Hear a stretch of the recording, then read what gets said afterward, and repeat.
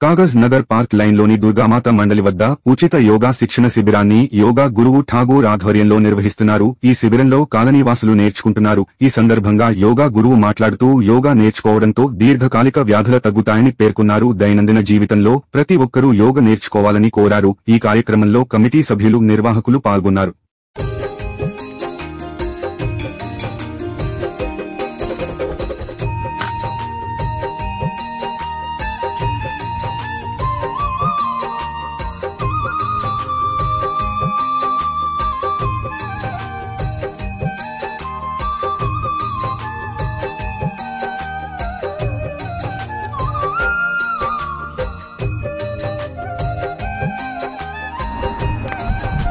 उस गर्मी को कंट्रोल कर देगी, अर्थात उससे हानि ना हो। उस हानि से बचने के लिए हम अभी करेंगे शीतली प्रदान।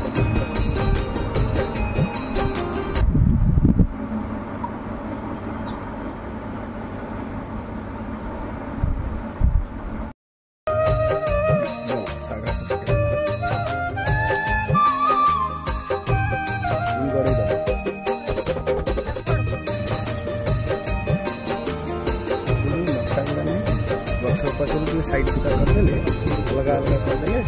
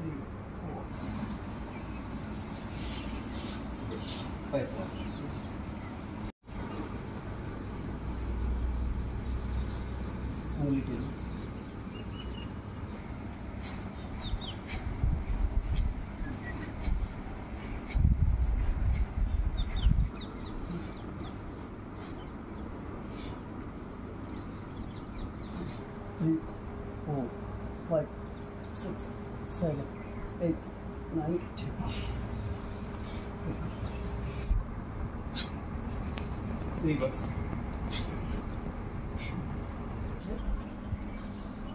पैर नीचे करेंगे, पैर नीचे करेंगे। राइट साइड से तिरक भुजंगासन।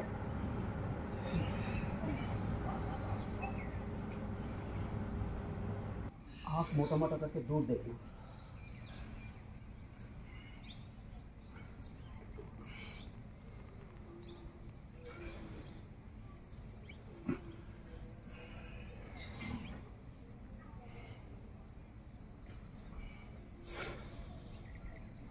फिर शोल्डर के ऊपर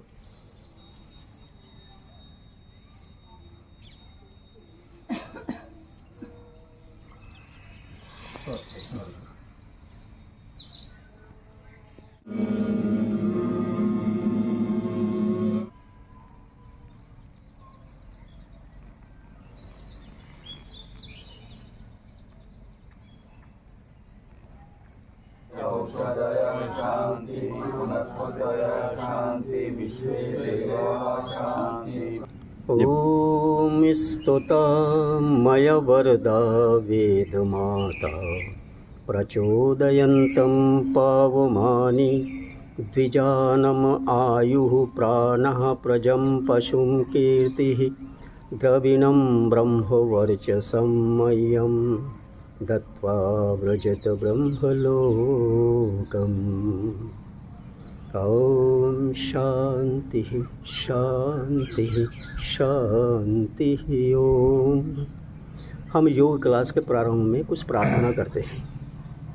प्रार्थना सारे विश्व कल्याण के लिए किया जाता है, क्योंकि हमारे सनातनी धर्म का मुख्य उद्देश्य है सारे संसार के लोगों का उपकार करना। कैसे उपकार? संसार के लोगों का उपकार करना, शारीरिक, मानसिक और सामाजिक उन्नति करना। जब प्रत्येक व्यक्ति ऐसा सोचेंगे तो विश्व में किसी प्रकार के संकट नहीं होगा। और विशेष करके योग किया जाता है स्वयं के लिए, अर्थात स्वस्थ दो प्रकार की होती है, एक शारीरिक और एक मानसिक।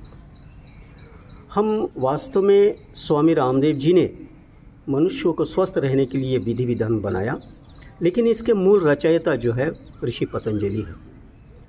ऋषि पतंजलि ने एक व्यक्ति को स्वस्थ और सबल रहने के लिए मन से और शरीर से उन्होंने पतंजलि योग दर्शन का सृजन किया।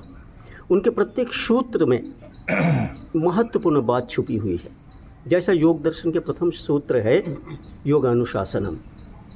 देखिए अनुशासन क्या है, आपके शारीरिक अनुशासन, मानसिक अनुशासन, और ये पृथ्वी जो अपने कार्य कर रही है कहीं अपने अनुशासन से इधर उधर नहीं हो रहा। इसीलिए सारे सृष्टि अनुशासन में रहने के कारण हम बहुत अच्छे स्वस्थ जीवन जी रहे हैं।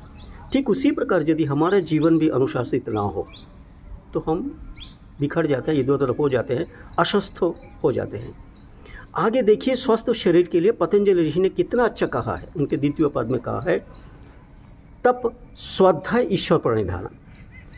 तप है मेहनत करने का, अर्थात परिश्रम करने का। कैसा परिश्रम करेंगे? मन वाचन और कर्म से। जब व्यक्ति परिश्रम करते हैं तो व्यक्ति को दुख नहीं होता।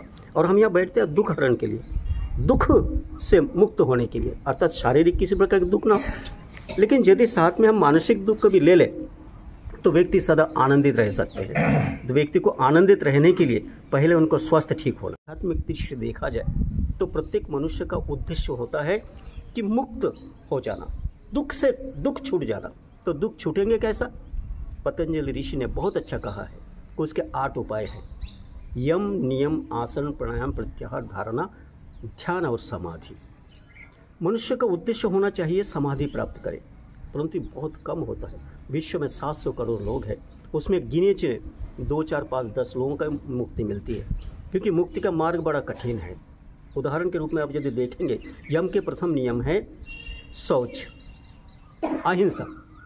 यम का पहले नियम है अहिंसा। अहिंसा, सत्य, अस्त्य, ब्रह्मचर्य, अपरिग्रह, 5 नियम है यम का, और यम का पहले नियम है अहिंसा।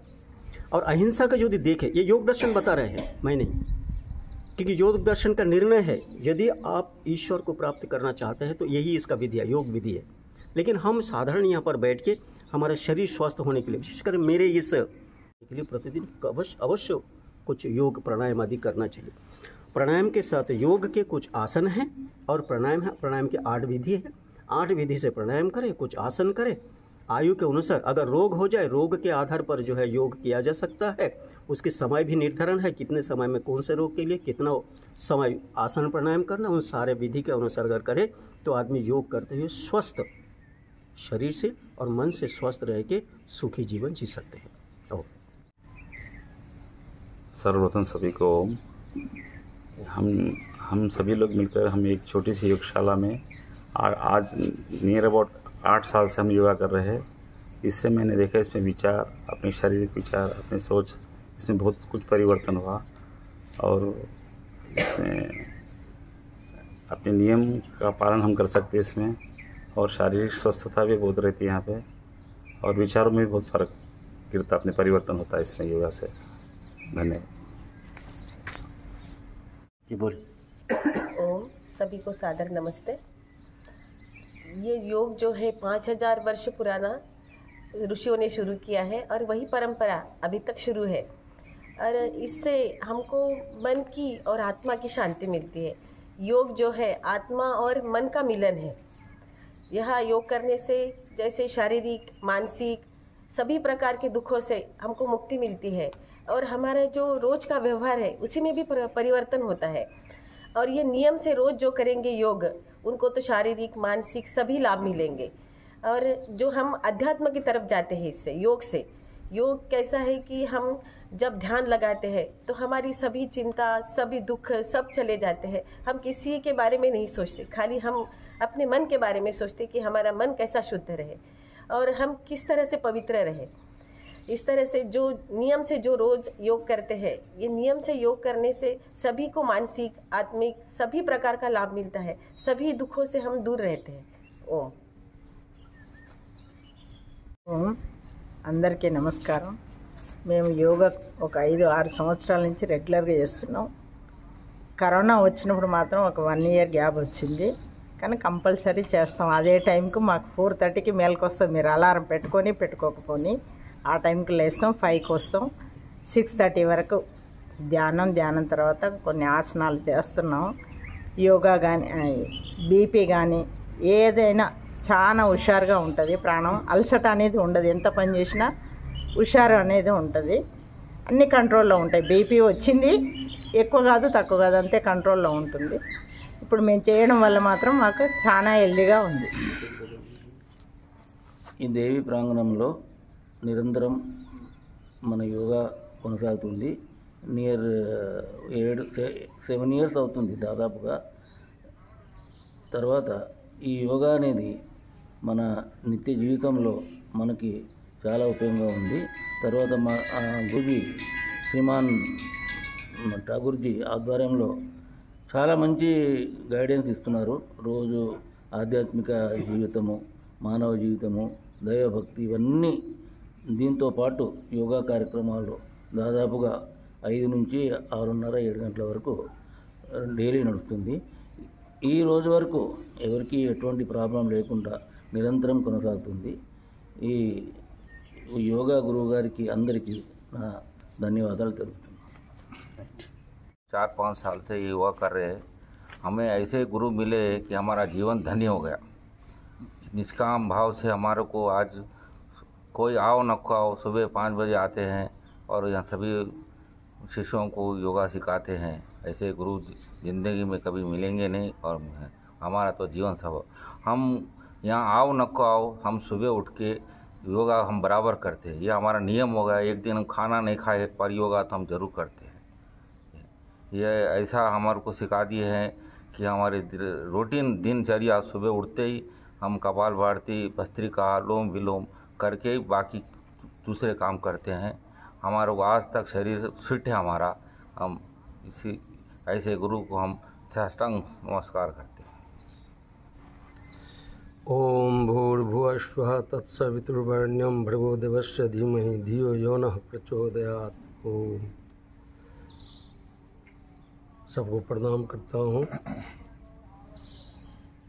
योगा से हम लोगों को बहुत ही फ़ायदा हुआ. आज करीब 5 साल से हम भी जो यहाँ योगा करते हैं. उम्र 75 हो गया है, लेकिन शरीर से स्वस्थ हैं.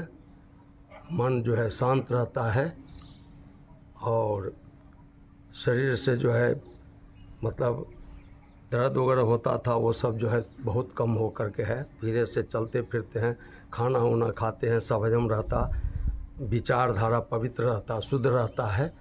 योगा से बहुत फ़ायदा आज तक हुआ है और हम अभी तक नित्य रोज़ आ कर के योगा करते हैं और बड़े आनंद से जो है मतलब हम रह रहे हैं. खाना पीना भी बड़े आराम से पचता है, खाते पीते हैं और बड़े स्वस्थ मतलब रहते हैं. ये उम्र में भी हमको बड़े आनंद है. योगा जब से कर रहे हैं बहुत खुशी से रहता हूँ. और मास्टर साहब नित्य आते हैं. हम लोगों का ये जो है यहाँ माँ के दरबार में हमेशा 5 बजे से योगा करते हैं. मंगलवार के सुंदरकांड भी होता है. भक्ति लाइन में मन लगता है, कोई गलत विचार उत्पन्न नहीं होता है. इसलिए मतलब योगा से बहुत ही फ़ायदा है. हम अपना तो समझे तो हमको बहुत ही आनंद आ रहा है और हम ये उम्र से भी इसमें आते हैं. हमेशा स्वस्थ रहता हूँ. अभी भी इतना उम्र होने के बाद भी मन पर बहुत कंट्रोल है, बहुत आनंद है, प्रफुल्लित रहता है मन हमेशा. ओम.